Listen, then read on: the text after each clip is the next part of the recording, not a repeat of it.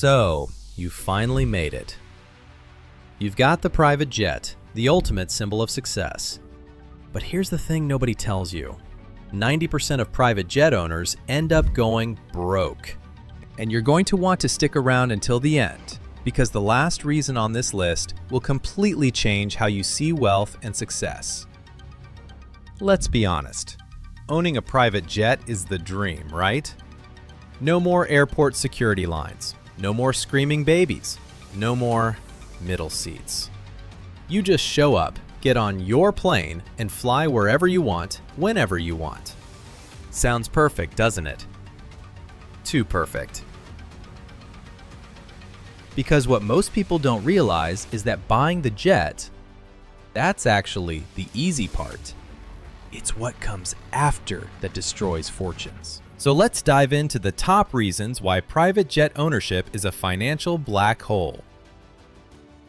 And why even billionaires sometimes regret pulling the trigger. Number 1. The purchase price is just the beginning. Alright, so you've got your eye on a beautiful Gulfstream G650. Price tag? $65 million. You wire the money, you sign the papers, you pop the champagne, and then reality hits. Because that $65 million? That was just the entry fee. The real costs, the ones that nobody mentions in the glossy brochures, those start piling up immediately, and they never stop.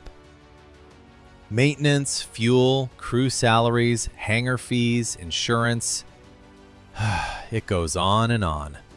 We're talking about $3 to $5 million per year just to keep that thing in the air.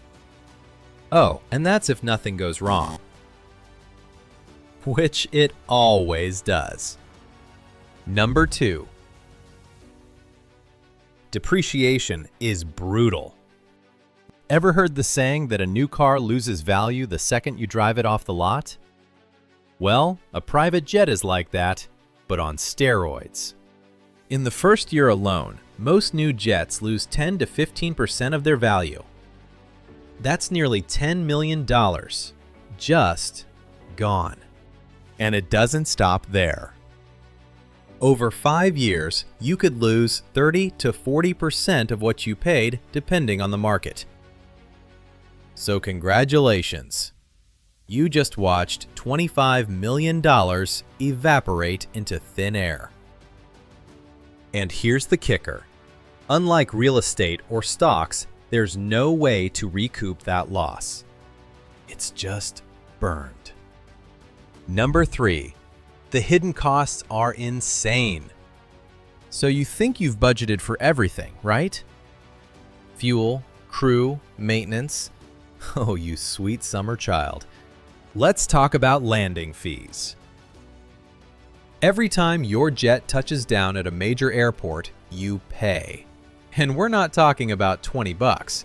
We're talking thousands of dollars per landing. Then there's hangar space. You can't just park a $65 million jet outside like it's a Honda Civic. That'll cost you anywhere from $5,000 to $50,000 per month, depending on the airport. Oh, and insurance? Try $200,000 a year. For a jet this size? Minimum. And let's not forget the crew. You need pilots, a co-pilot, flight attendants, and these aren't minimum wage workers. We're talking 6-figure salaries for each person, plus benefits and hotels. Add it all up, and you're bleeding cash faster than you can say wheels up. By the way, if you're getting value from this and want more mind-blowing content just like this, do me a favor and smash that subscribe button. It really helps the channel. Alright, number 4.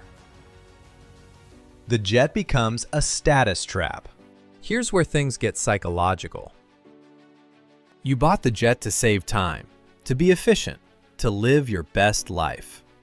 But then, it becomes about something else. It becomes about showing off. Suddenly, you're posting Instagram photos in front of the jet.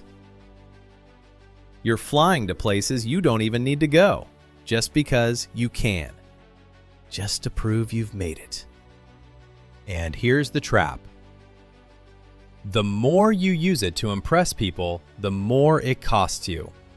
Every flight is another $20,000 in fuel and fees. Every flex is another nail in your financial coffin. Number 5. Liquidity vanishes. This is a big one. When you tie up $65 million in a jet, that's $65 million you don't have for investments, for opportunities, for emergencies. And jets are not liquid assets. You can't just sell them overnight. The market for large private jets is tiny. Finding a buyer can take months, even years. And when you finally do find one, they're going to lowball you. So now you're stuck.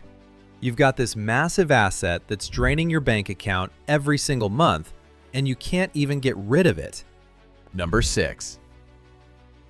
Regulations and compliance are a nightmare. Oh, you thought you could just hop on your jet and fly wherever? Think again. There are regulations, permits, flight plans, customs, international laws. It's a bureaucratic hellscape. And if you mess up, if you forget one piece of paperwork, you could be grounded, fined, or worse.